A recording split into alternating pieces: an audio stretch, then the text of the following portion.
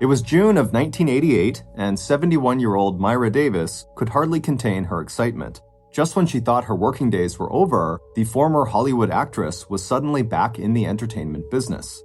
As Myra stepped out the front door of her modest home in Cheviot Hills, California, the attractive grandmother with the high cheekbones and easy smile wasted no time in heading for the garage at the back of her property.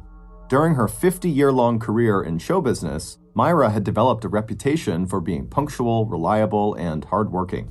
And even though her days of appearing in Hollywood movies were over, her career starring in commercial TV ads had just begun. And Myra, ever the professional, was determined to build just as good a reputation in her new line of work as she had built in her old line of work. Walking briskly down the driveway to the car parked in the garage at the back of her property, Myra made a note of not looking over at her neighbor's house. She didn't want her good mood spoiled by the sight of the owner's teenage son staring out his window at her. A minute or so later, and Myra had slipped behind the wheel of her tan and brown Chevrolet Malibu, turned the key in the ignition, and was backing out of her driveway onto her quiet residential street. As Myra pulled away from the single-story white bungalow and headed west to the city of Los Angeles, she couldn't help but think of all the changes she had seen during her 40 years in that house and in the entertainment business she loved so much. Myra knew that she was incredibly lucky to have had a career in Hollywood that spanned more than 46 years, let alone this second chance now as an older woman to get regular employment with TV ad agencies. But then again, not everyone who headed for Hollywood would have been satisfied with the kind of practical career decisions Myra had always made for herself. Because the key to Myra's success was the fact that she had kept her ambitions fairly modest, and she never yielded to the temptations and distractions of fame, drugs, alcohol, or scandalous affairs. The same had not been true of her husband. After having achieved moderate success as a cowboy actor when Myra met and married him in 1934, Robert Davis died of an overdose 37 years later. And over the course of that long and often troubled marriage, not only did Myra take care of the couple's two sons, she was also the one who kept getting offers of more work. In fact, ever since Myra had left her hometown of Albuquerque, New Mexico at the age of 14, migrated to California, and landed a bit part with Hollywood Studio, she'd carved out a niche for herself not as a famous actress, but as someone whose role was to support those famous actresses. After starting out as a dancer, Myra soon shifted gears from what studio called first team work, which was done by leading actors and actresses, to second team technical assistants that rarely resulted in getting your name listed in any film credits. Even though she still took the occasional role as a dancer or made an on-camera cameo appearance, Myra's bread and butter had quickly become her work as a stand-in or body double. A body double is someone who actually replaces the star during filming. A stand-in is a person who replaces the star during the setup of movie scenes, when lighting, camera, and sound technicians spend hours preparing for or rehearsing an actual scene. As Myra loved to tell her 32-year-old granddaughter, Myra had preferred being a stand-in, because stand-ins nearly always got steady work, and because Myra didn't do any nude work like many body doubles did. At the thought of her granddaughter, Myra smiled. With Myra's help and encouragement, Sherry had followed in her grandmother's footsteps, and by the age of 19, Sherry was also getting regular work in Hollywood. Now 32, Sherry had actually eclipsed Myra's career. Sherry had more in front of the camera acting roles than she did behind-the-scenes stand-in work. But as far as Myra's granddaughter was concerned, it was still Myra's work on one of the most iconic and famous horror movies in history that was her family's crowning Hollywood achievement. That movie was the 1960 thriller titled Psycho. Shot in black and white and directed by the legendary Alfred Hitchcock, Psycho is best known for its gruesome murder scene. In that scene, the character, who was played by actress Janet Leigh, is stabbed to death while taking a shower. Although Myra was not the body double who did the nude work in that famous shower scene, Myra did spend weeks on set standing in for Janet Leigh during the shower scene lighting setups. And Myra also played the on-camera part of the murderer, who shows up in the movie as a shadowy knife-wielding figure on the other side of the almost but not quite transparent shower curtain. In real life, Myra could not have been more different from that character. Among family and friends, she was known for her kindness and generosity, as well as the upbeat attitude with which she had faced the hardships in her life and career. But even though Myra continued to work as a stand-in and body double right through the late 1970s, it was still her appearance in Psycho that seemed to define her career. None of her roles before or after ever matched the reaction Myra got when people knew that she had worked on that shower scene with Janet Leigh. And in 1977, when Myra finally retired at the age of 61, it would take all of that resilience and optimism to adjust to the reality that as much as she loved the entertainment industry, the movies, and the people she had met, she would never again appear either in front of or behind the camera on a Hollywood movie set. But just over a year earlier, all that had changed. Just as Myra had been the person who introduced her granddaughter to a career in show business, it had been her granddaughter, Sherry, who had only recently introduced her grandmother to the talent agents who went on to hire Myra to play a leading role in commercial TV ads. Now, joining the flow of cars all streaming into Los Angeles that morning, Myra's memories of the past gave way to the satisfaction she felt right this moment. Whether she was in a backstage dressing room in Hollywood having a cup of coffee with Janet Leigh, or pitching home-style cookies or rental cars on TV, it was all showbiz to Myra. Gripping the wheel of her car a little tighter, Myra glanced at her watch. She had just enough driving time left to do a few mental run-throughs of that day's script before she arrived at the TV studio. A few weeks later, at 10:30 a.m. on Sunday, July 3rd, Sherry Davis pulled into the driveway of her grandmother's white bungalow at 2917 South Beverly Drive. An hour earlier, Myra's son and Sherry's uncle out in Idaho had called Sherry to say he could not get in touch with Myra, and would Sherry just drive in person to Myra's house to make sure there was nothing wrong. And as soon as Sherry drew her car to a stop and saw the stack of newspapers piled up against her grandmother's front door, an alarm bell started going off in Sherry's mind. Myra, who loved to do the daily crossword puzzle in the newspapers, would never let her newspapers pile up like that, any more than she would leave her tan and brown Chevy Malibu parked outside the garage long enough to gather the thick layer of dust Sherry was seeing on the car right now as she now made her way to the front door of her grandmother's house. Even though Sherry could see a light on just inside the house, the door was locked. And even after knocking and ringing the bell and calling out to her grandmother that it was her, Sherry, there was no answer, and no sound of movement from inside the house. Sherry's chest suddenly felt tight. She knew her grandmother rarely left the house before noon unless she had a work assignment. Moving several steps to her right, Sherry saw that the curtains were still drawn over the big 6-pane glass front window that looked into the living room. That wasn't like Myra either. She kept her ground-level bedroom drapes closed, but opening the curtains in other rooms meant she could keep the overhead lights off and save a little on her electric bill. Walking around to the back of the house, Sherry went to the one window that she knew was always unlocked and uncovered. It was a small pane of glass set high up on the exterior wall of Myra's bedroom. Myra always left it uncovered so her beloved cats could sit inside on the sill and look out at the world. A few moments later, standing on top of an outdoor table she had positioned below that small opening, Sherry was looking down at her grandmother's bed. And what Sherry saw was so horrifying, she had to catch herself to keep from falling. And even after Sherry had jumped off that low table and run back to the front of the house, she was still trying to process what she'd just glimpsed through that window. For a second, Sherry looked over at the neighbor's house, but instead of asking them for help, Sherry jumped into her car, and when she couldn't find a payphone near her grandmother's house, she drove as fast as she could back to Playa del Rey, where her house was. Stumbling in through the front door, Sherry told her husband, John, exactly what she had seen. By the time first responders had arrived at Myra's house on South Beverly Drive that Sunday morning, Sherry's husband was there to meet them. Unlike Sherry, John had brought the keys to Myra's house with him, and a moment later, the emergency medical technicians had unlocked the door to the little white bungalow. But it would turn out that the medics and police were much, much too late to help Myra. The 71-year-old grandmother lay on her bed, the bedspread and sheets bunched underneath her. Naked from the waist down, her belly was distended, and her maggot-infested body was already in an advanced stage of decomposition. A little over an hour before, when Sherry had looked through the small window into her grandmother's bedroom and seen her grandmother's swollen and lifeless body, Sherry had told herself that Myra must have died of a heart attack or some other natural cause, and that the condition of her body must be due to the fact that Myra had been lying there undiscovered for days. But Sherry's assumption had been wrong. There had been nothing natural at all about her grandmother's death.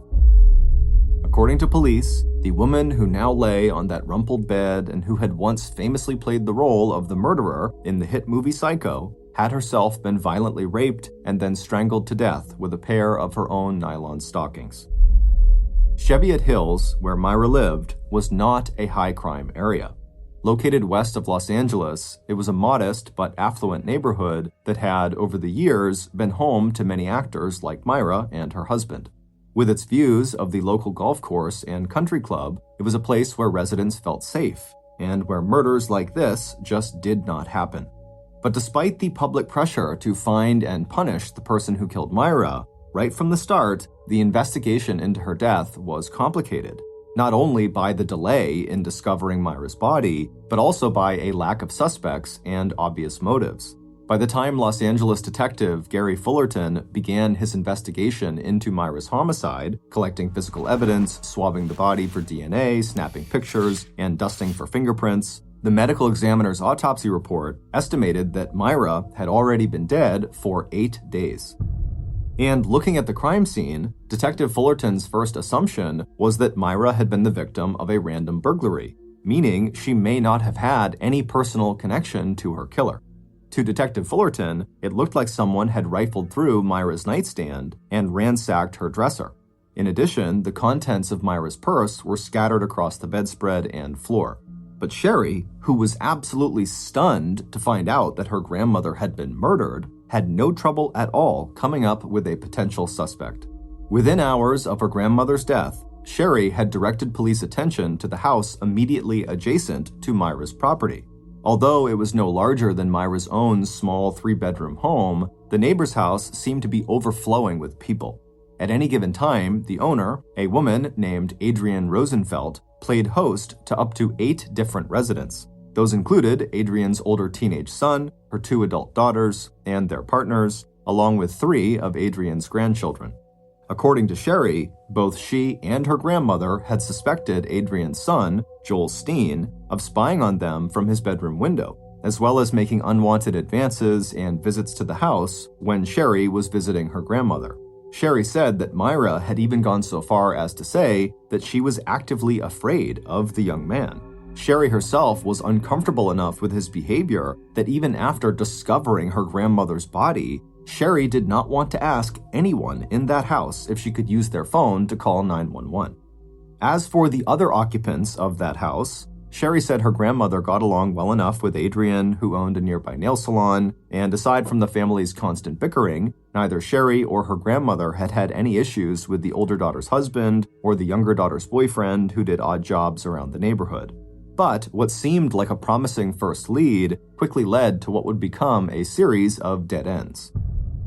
After interviewing Adrienne and her family members and guests and checking their alibis, Detective Fullerton eventually came back to Myra's family and said he'd cleared everyone, including Adrienne's son, of any involvement. Instead, based on conversations with an assortment of neighbors, as well as some of Myra's family members and people she knew through her work at the TV studio, the detective had a new name at the top of his suspect list, and that person was none other than Sherry's own younger brother. According to Myra's neighbors, Myra's 31-year-old grandson, a known drug abuser who had a history of asking Myra for money, had recently been living at Myra's house. And although Myra's grandson would later provide investigators with an alibi and pass a lie detector test, he would remain a person of interest to the Los Angeles police force, especially when every other lead that Detective Fullerton pursued in the weeks that followed came up completely empty. And months later, when the Myra Davis murder case ground to a halt and the murder file was quietly shelved alongside dozens of other unsolved cold cases handled by the Los Angeles County Police Department, Sherry's brother remained under that cloud of suspicion.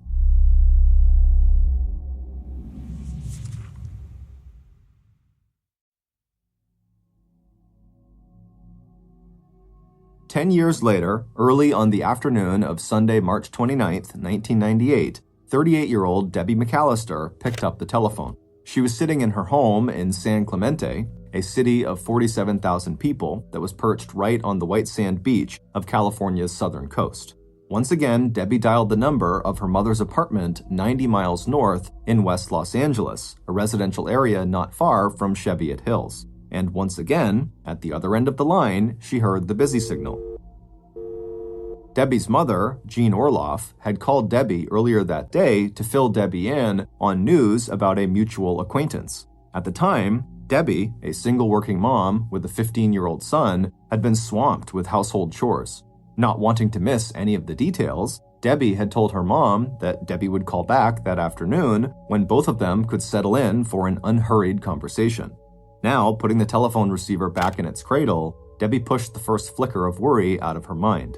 Maybe her mother had taken the phone off the hook while she went down to do laundry in the basement of her apartment complex, and then forgotten to hang the receiver back up before going out to visit with one of her many friends. But still, it seemed a little unusual. Then again, Debbie certainly did not know all the ins and outs of her mom's weekend routine. Although the two women were very close, their relationship was complicated. Jean had divorced Debbie's father when Debbie was just 2 years old and Jean was in her early 20s. 12 years after that, Jean had left their extended family in New York and moved with Debbie out to Los Angeles, California. Once on the West Coast, Jean had worked hard to support the two of them. And as soon as they had settled into the one-bedroom unit in a modern apartment complex on Bentley Ave, where Jean still lived, Debbie had spent a lot of time alone and unsupervised. Jean had known the arrangement was not ideal, but it was the only way that Jean could work during the day and attend a night course that would allow her to get certified and employed as a surgical dental assistant. Jean Orloff had never remarried, but she had always had plenty of admirers, and Debbie knew how much her mother prided herself on her youthful appearance. Nature had blessed Jean with thick dark hair, blue-green eyes, and a good figure, and Jean always made sure that her makeup and manicured nails were perfect. By the time she was closing in on 40, Jean had begun a long-term relationship with a wealthy young man in his 20s, and having a 17-year-old daughter in the one-bedroom apartment led to just enough friction between the two women that Debbie decided at that point to move out and begin living on her own. When Debbie's son, Andrew, was born 6 years later, Debbie had wondered how her mother would adjust to the idea that she was now old enough to be a grandmother, a title that definitely challenged Jean's determination to look and act as young as she felt. But it would turn out that Jean absolutely loved little Andrew, and as she leaned hard into her role as grandmother, any strain between Jean and Debbie had faded. Despite the 90-mile distance between them, Jean often used the weekend to make the 2-hour drive south to San Clemente. She would pack her bag and hop into her beloved red and white Chevrolet Malibu that she had bought for herself more than 20 years ago. Then she'd roll down the windows and head for the coast, full of plans for how she and Andrew would spend the next couple of days. Now, almost 15 years after Andrew's arrival, Debbie knew that her mother had just passed 2 more difficult milestones. Just 5 months earlier, Jean had turned 60 and had officially joined the ranks of older Americans. But even worse, the man Jean had been seeing for almost 20 years had announced that he'd asked another, much younger woman to marry him. Overall, though, Debbie had the sense that her mom was meeting these challenges with her usual resilience. From a practical standpoint, Debbie knew that her mother was independent and self-sufficient. The local Avon lady, who sold makeup and skincare products to Jean at her home, was married to a man who could help Jean with any minor repairs around her apartment. And from a social perspective, Jean was keeping herself upbeat and busy. Not long ago, her mom and her mom's good friend, Barbara Capadal, had gone to the Los Angeles Dodgers Stadium to hear Jean's favorite rock and roll band, the Rolling Stones. And in late October, just a few days after turning 60, Jean and Barbara had gone to an elaborate Halloween party that was put on each year by Jean's manicurist. And in February, just 1 month earlier, Jean had booked tickets for a trip she and Andrew would take to Disney World later that year.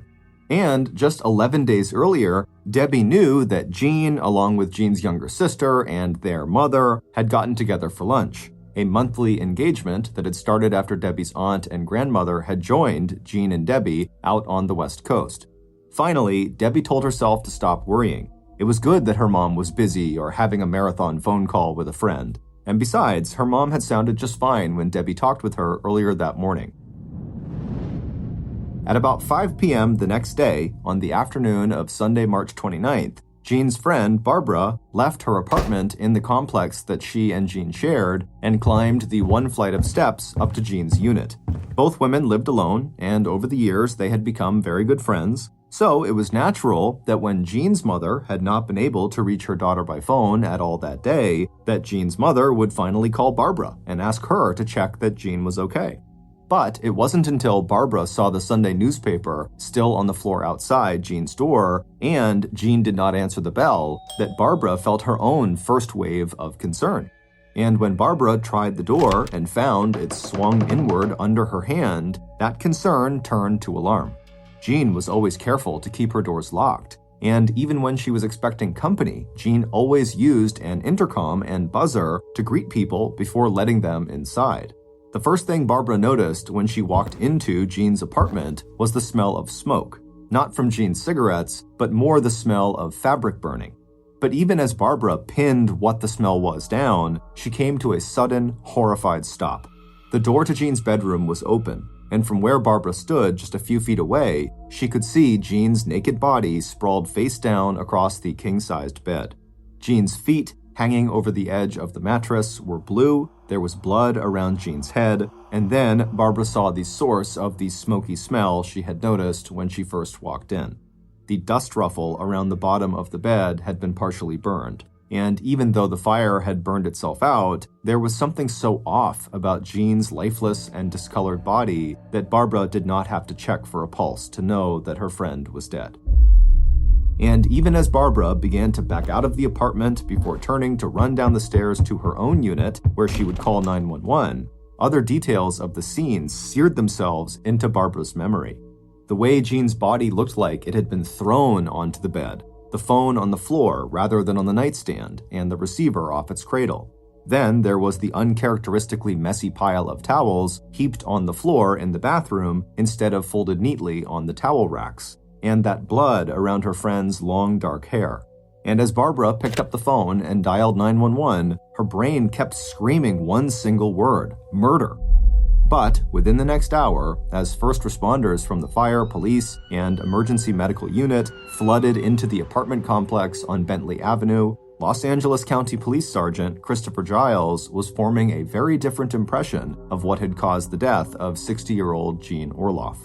After observing Jean's body and learning that Jean was a heavy smoker and that she took heart medication, Detective Giles announced that the victim had likely died of natural causes like a heart attack, and that the fire must have been caused by Jean dropping a lit cigarette. This assessment was met with blank silence before the fire captain, whose crew had also responded to the 911 call, pointed out to the detective that people who die of heart attacks are usually found lying face up, not face down. The fire captain also pointed to a red crease on Jean's neck. And to him, not only did the fact that the phone was off the hook seem unusual and possibly suspicious, the burned bed skirt looked more like a deliberate arson attempt than an accidental fire. But not only did Detective Giles dismiss those concerns, the county coroner would later agree with Detective Giles and rule that Jean had, in fact, died of a heart attack. So, on March 30th, 1998, one day after Barbara had discovered Jean's body, Jean's sister and her sister's husband arrived at the morgue, grief-stricken by Jean's unexpected and tragic death, to make arrangements for Jean's body to be cremated. And that would have been the end of any further investigation into the death of Jean Orloff, if not for the work of a sharp-eyed public official who noticed two important errors in the paperwork provided by the county coroner's office. It turned out that Jean's own doctor did not believe that Jean's heart condition was serious enough to have caused a fatal heart attack, and he had refused to sign off on the coroner's death certificate. Not only that, but no one from the coroner's office had ever examined Jean's body at her apartment or filed an official record of Jean's death. So, on April 2nd, 5 days after Jean's body had been discovered, and 1 day after her grieving family had gone forward with her memorial service, an investigator with the coroner's office arrived at the morgue to do a second examination of Jean's body before releasing her remains to the family. But as soon as the investigator arrived at the morgue and opened the plastic cover that encased Jean Orloff's dead body, he knew that there would be nothing routine about the examination of this body. The red crease that the fire captain had noticed on Jean's neck had deepened to a dark purple bruise. There was also a trail of bruises from Jean's cheekbones down to her lower legs, and tiny red spots filled the whites of Jean's eyes. It was instantly clear to the investigator that Jean had not died of natural causes. She had been strangled to death. Not only would an autopsy confirm this, it would also show that Jean had been sexually assaulted. And even before that autopsy was completed, a new investigation into Jean's death was underway. This time, the lead detectives were two highly respected police officers, Francine Maunger and Ron Phillips. And together, they wasted no time interviewing and fingerprinting the stunned members of Jean's family and Jean's circle of social and work contacts. The first hurdle facing investigators was the fact that they had no crime scene. Because Jean's death had initially been attributed to natural causes, her apartment had been thoroughly cleaned and all her belongings packed away in boxes. So, without a crime scene or any physical evidence to guide them, Detectives Maunger and Phillips immediately turned to the most obvious suspects. In any homicide investigation, the victim's romantic partners and spouses are automatically people of interest. But in this case, Jean's much younger boyfriend had a rock-solid alibi, and no one who knew Jean, either from her work or personal life, seemed to have any motive for wanting her dead. Knowing they needed to think outside the box if they were going to solve this case, Detective Maunger decided it was time to talk with the one person in a woman's life who might know more about her than even her closest friends. And that person was Jean's longtime beautician. Detective Maunger explained it to her partner this way. Being female, I know we talk about our lives to our hairdressers and manicurists. We use them as sounding boards. And on Tuesday, April 7th, the same day that Detective Maunger set off to talk with this new potential witness, investigators received a telephone call that changed everything.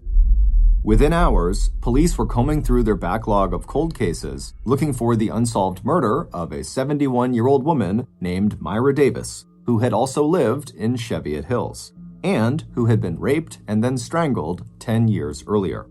The tip that would help break these two murder cases came from a parole agent for the California Department of Corrections. According to John Widener, one of the released prisoners he supervised, a man who had served jail time for committing forgery, had heard about Jean Orloff's murder.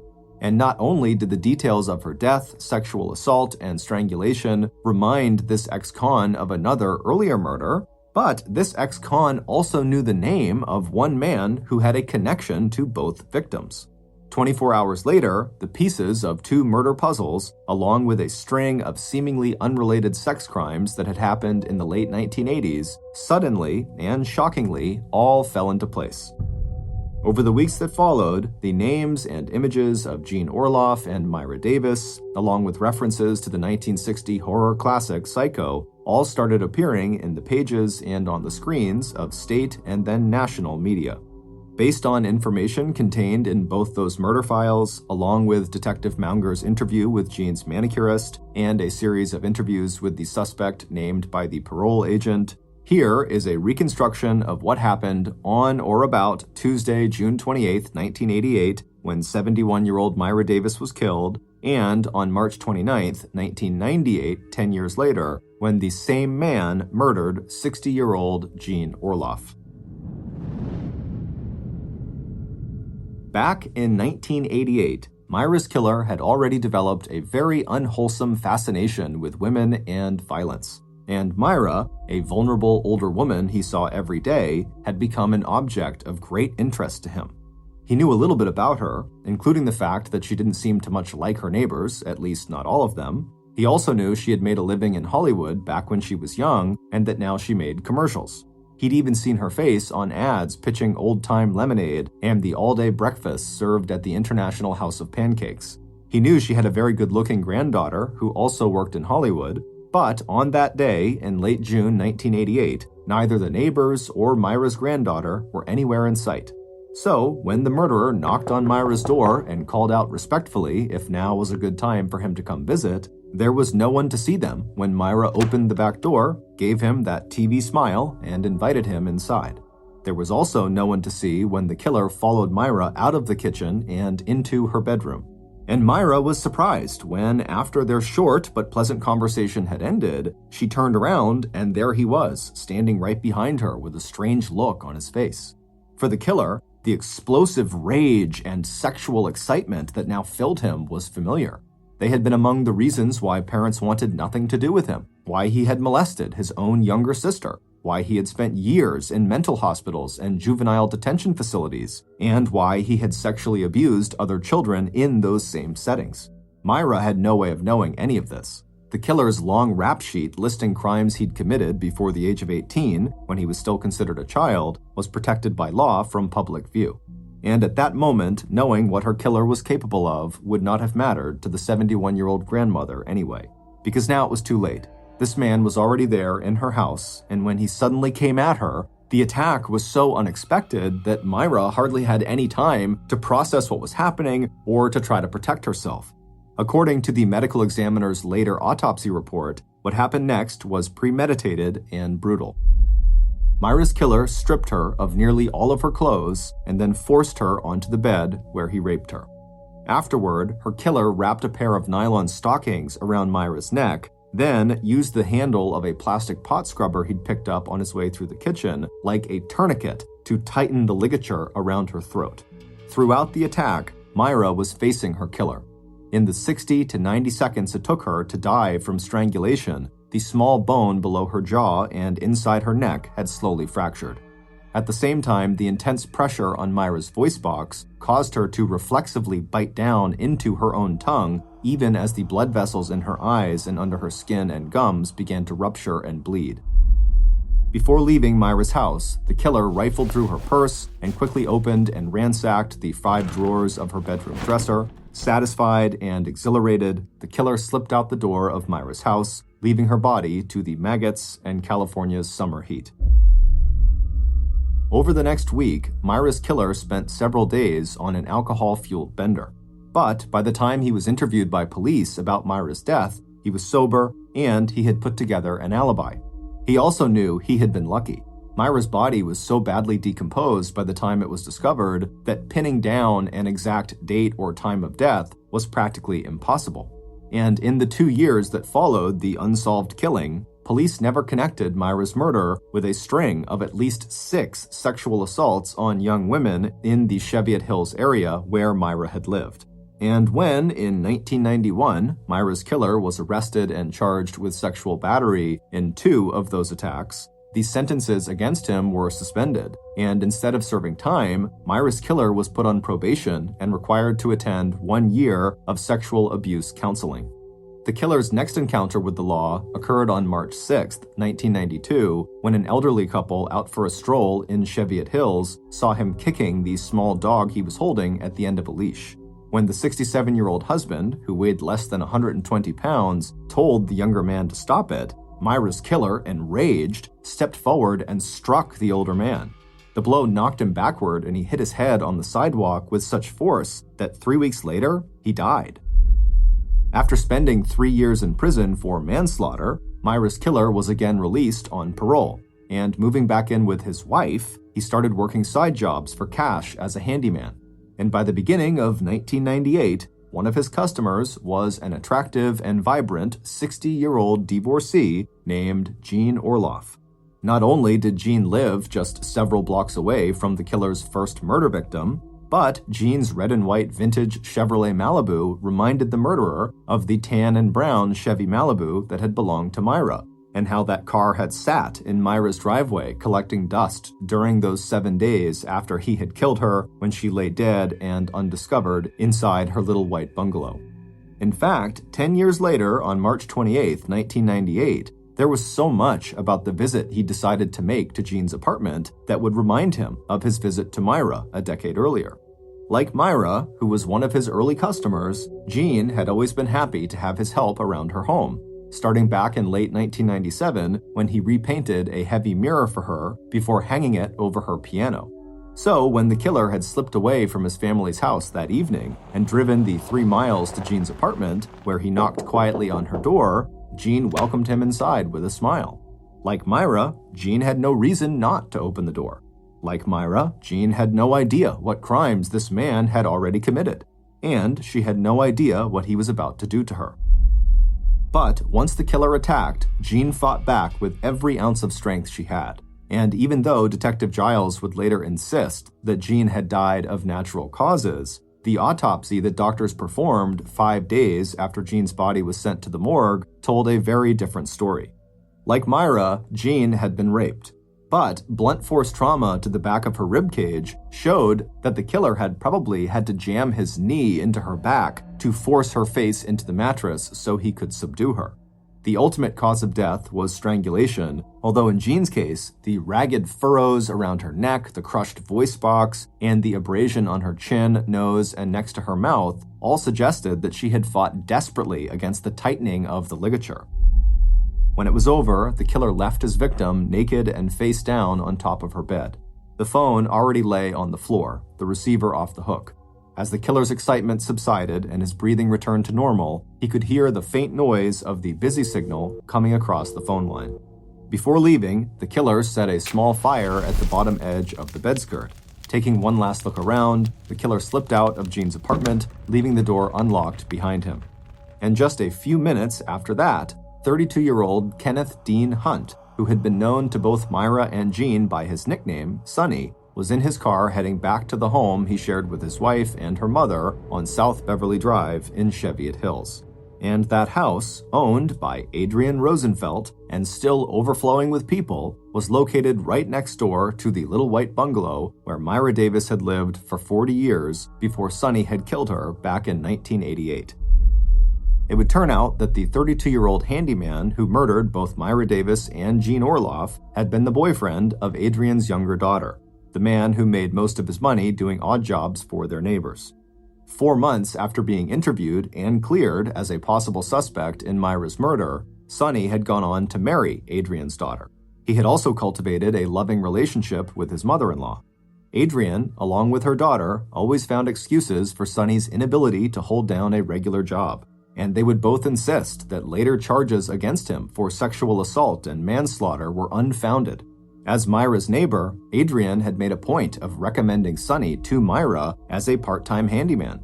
And as the owner of a popular local beauty salon, Adrian made the same glowing recommendation to her older single female clients who also might appreciate the services of someone who could come to their home and do minor repairs and yard work. Once Sonny's wife began selling Avon products, he also worked as a delivery person, personally taking orders directly to the homes of his wife's clients. One of those clients was Jean Orloff. Not only had Jean been a longtime customer at Adrian's nail salon, she had attended Adrian's big Halloween party in 1997. Jean also bought skin products from Adrian's daughter and hired Sonny as a part-time handyman. As for the tip that finally broke the 2 murder cases, that came from Adrian's son, Joel Steen. As a teenager, Joel may have creeped out Myra and her granddaughter Sherry with his unwanted attention, but it was a charge of forgery, not stalking, that would eventually land him in prison for a few years before he got out on parole. Unlike his mother, Joel had always suspected Sonny might have been involved in Myra's murder, especially when Sonny went on that bender in the days immediately after Myra's death. So, when Joel heard the eerily similar details of Jean's murder and observed that following Jean's murder, Sonny went on another substance-fueled bender, Joel picked up the phone, called his parole officer, and suggested that police might want to take a look at Kenneth Hunt, aka Sonny. Meanwhile, Detective Maunger's interview with Jean's manicurist, Adrian Rosenfeld, would also lead investigators to make a direct link between Sonny and his 2 murder victims. And unlike the general public, investigators would also have access to Sonny's juvenile records that would detail his lengthy and disturbing history of violence and sexual assault. Samples of Sonny's semen would later match the samples collected from the bodies of both Myra and Jean. On Thursday, April 9, 1998, less than 2 weeks after Jean's murder, Kenneth Sonny Hunt was arrested and charged with 2 counts of first-degree murder, burglary, and forcible rape. In yet another strange twist to this case, in the press coverage that surrounded Sonny's arrest, His first victim, Myra Davis, was wrongly identified not as a stand-in on the set of the movie Psycho, but as the body double who actually appeared nude in the shower scene that made the movie famous. That mistake led to speculation that Sonny had been obsessed with killing that body double who he believed, incorrectly, to be his next-door neighbor. True or not, the mistake brought a kind of notoriety to Myra Davis that the modest 71-year-old grandmother had never pursued or wanted in the course of her half-century-long career in Hollywood. On March 15, 2001, Kenneth Dean Hunt, aka Sonny, was found guilty of 2 counts of first-degree murder. 8 months later, on November 6th, he was sentenced to life in prison without parole.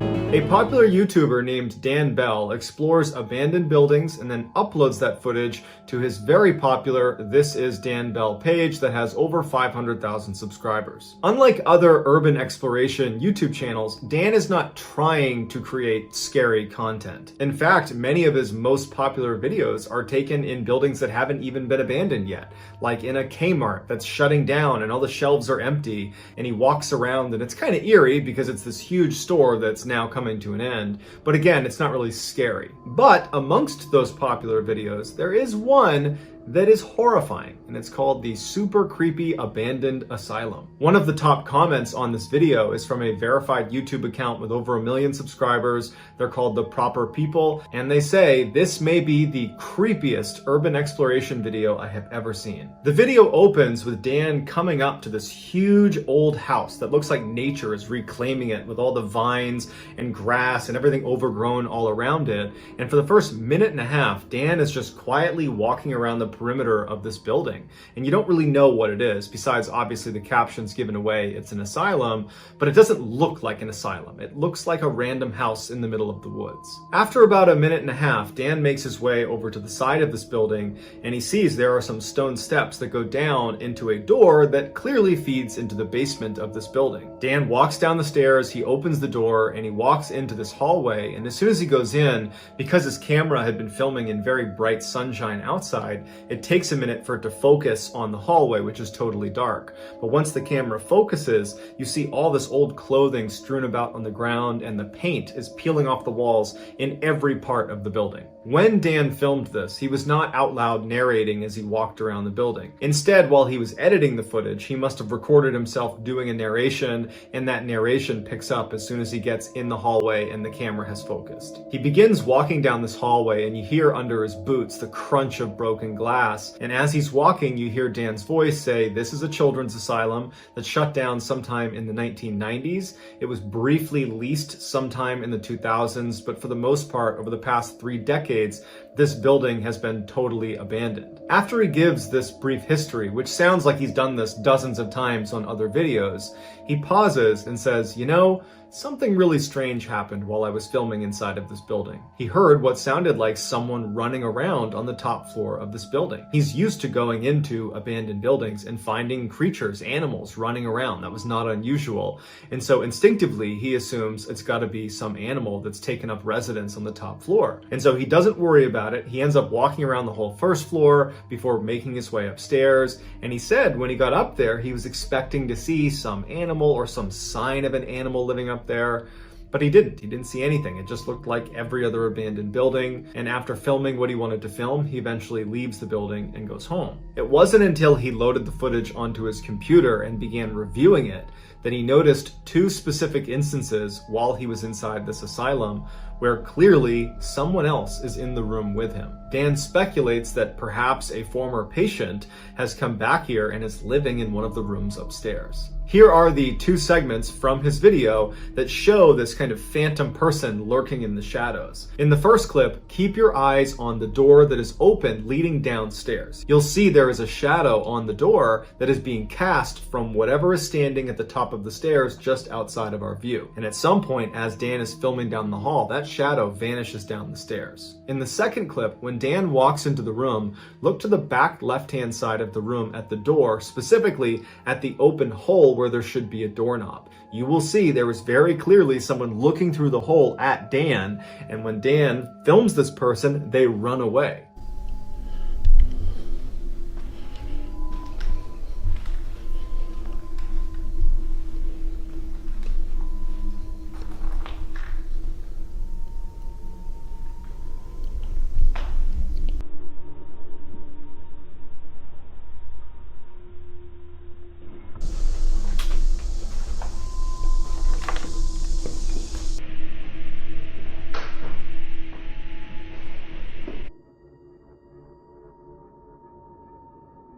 Missy Beavers was a wife, a mother of 3 girls, and a hardcore fitness instructor. She lived in Midlothian, Texas, and she taught a fitness boot camp out of a local church at least 1 day a week, every week. Missy was extremely bubbly and outgoing, and everybody seemed to really like her, and her personality really shined on social media, where she was an avid Facebook user, often posting multiple times a day, every day of the week. Missy would post information about upcoming fitness classes, either that she was teaching or that she was simply participating in. She would also post her own fitness regimen and her diet. She was just very focused on health. She also shared fairly personal things, like pictures of her family and where they were going and what they were up to. And she left her personal cell phone right on her Facebook page. So clearly, Missy was fine with kind of being out there. On April 17th, 2016, there was a weather report that came in that the next day there was going to be really, really heavy rain, in particular in the morning.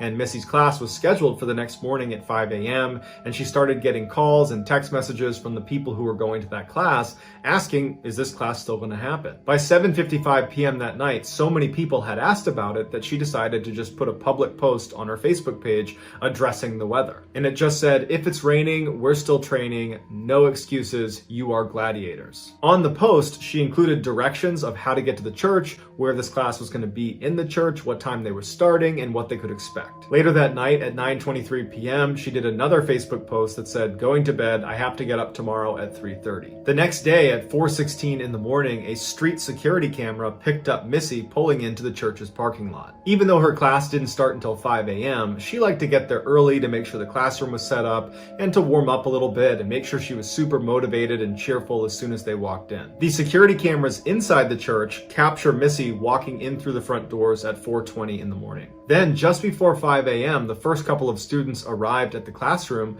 and they walk in to find Missy laying on the ground, bleeding from her head, totally unresponsive. They call 911, police and paramedics show up, and as soon as they get there, they pronounce Missy dead. Initially, there was some speculation that she might have fallen and hit her head, but they noticed all these puncture marks in her head that looked intentionally inflicted, like someone had struck her. And later, when they reviewed the security footage from inside the church, it was confirmed that she definitely was murdered. Earlier that morning at 3:50 a.m., so 26 minutes before Missy arrives in the church parking lot, an unknown figure wearing police tactical gear from head to toe breaks into the church. From 3:50 in the morning when they first get inside the church to 4:20 in the morning when Missy walks through the front doors, this unknown figure just kind of strolls casually up and down the halls of this church. It looked like they were carrying a hammer or perhaps a crowbar, and periodically as they're kind of casually walking down the hall, they would turn to a window of a door and they would break it with whatever they're holding in their hand, and then they would just keep walking on. Like there was no reason for them to break the window, they're just bored. And this was actually an important point that police would make about this footage. This person walking around does not appear to want to vandalize the church. I mean, they're breaking a couple windows, but they could have done a lot more damage to the building, and they didn't. They don't appear to be looking to steal anything. And in fact, later, police would confirm that nothing was stolen. What it looks like they're doing is just kind of wasting time. Like they have some clear objective for being here, but they can't do it quite yet. They're waiting for a trigger of some kind. And it would turn out that that trigger was Missy walking through those doors at 4:20 in the morning. As soon as Missy made her way into the classroom, the assailant followed her and proceeded to beat her to death with whatever they were holding in their hand. By the time police arrived a little after 5 a.m., the suspect was long gone. Initially, police believed it was going to be fairly easy to identify who killed Missy. The person on camera wearing the tactical gear had a very distinctive gait with their feet turned out and they walked with a bit of a limp and they had very slouched posture. And the police figured as soon as we put this surveillance footage out in the public domain, someone's going to come forward and say they recognize this person. But despite the hundreds of leads that poured in from people after watching this video saying, oh yeah, I know this person, well, the police checked into all of them and they all checked out. Everybody had an alibi. And so years later, the police are still not able to identify who killed Missy or why, and so her case remains unsolved. Here is the security footage of Missy's killer casually walking around the halls, aimlessly smashing windows and opening doors, just waiting for Missy to show up. In March of 2015, 68-year-old Tamara Samsonova was having renovations done to her home in St. Petersburg, Russia. A friend of hers, 79-year-old Valentina Ulanova, had heard about Tamara's renovations, and she approached her and said, "Do you want to stay with me while that's getting done?" Tamara was very thankful, immediately said yes, and as soon as she moved in, she immediately started picking up the slack by cleaning up the house and doing the dishes, and made sure she always cooked food for her friend because she wasn't able to pay rent. After a couple of weeks, the renovations on Tamara's home were complete, but Tamara didn't want to leave. She was really enjoying living with Valentina, and so she asked Valentina would it be okay if she stayed a little bit longer.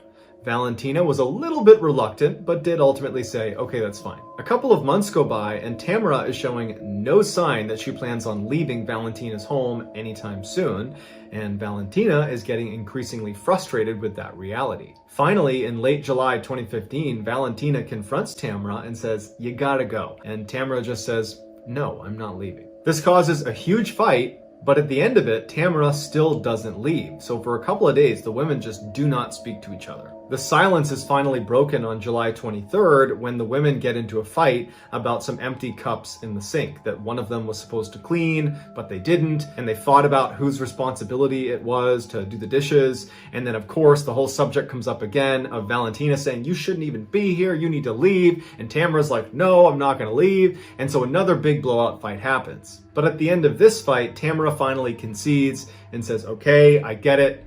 I need to leave, just give me a couple of days and I'll be out of your hair." Immediately, the tension is gone in the room, they're no longer fighting, and Valentina is happy that she's finally gonna get her apartment back, and Tamara says, "Look, I'll make us dinner tonight, I'll go out and get some food." Tamara leaves the apartment and goes to a pharmacy and gets a whole bunch of sleeping pills, and then she gets the ingredients to a particular salad that she knows Valentina really likes. She goes back, she starts making dinner, and as she's making this salad, she crushes up the sleeping pills and mixes the powder with the salad dressing and gives that to Valentina. And Valentina, who's very hungry, eats the whole salad and doesn't notice anything is wrong. As soon as Tamara was sure Valentina had eaten the entire salad, Tamara just goes up to her room and goes to bed. A couple hours later, at about 2 a.m, she goes back down to the kitchen and she sees Valentina is passed out on the ground. Tamara goes up to her and sees that she's still breathing, which was a disappointment because she wanted her to die from taking all these sleeping pills. But it doesn't matter. She takes out her hacksaw that she had borrowed from the neighbor earlier in the day and proceeds to butcher Valentina.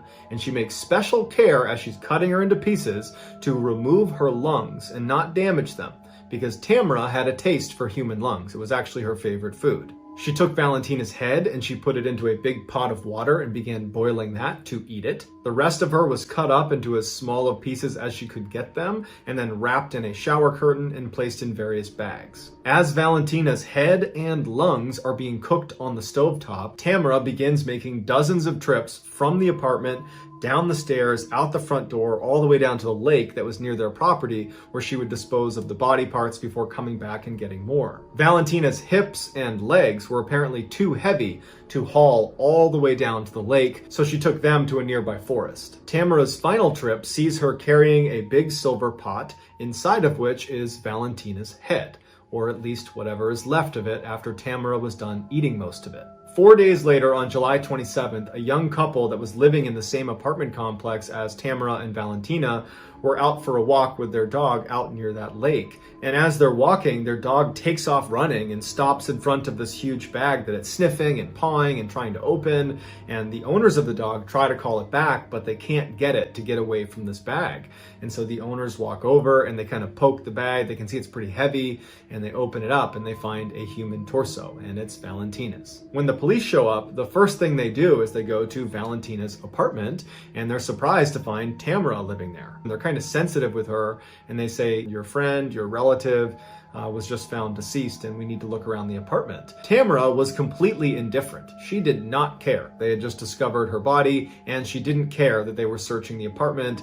It was like she knew someday this was going to happen. During the search, the police officers quickly find blood all over the bathroom and in the kitchen. They even find the hacksaw she used that's got blood on it, and they find Tamara's diary that's sitting next to this book about black magic. And the police are horrified when they see that the diary contains meticulous notes that Tamara had kept of all of the ritualistic killings she had perpetrated over the past 20 years.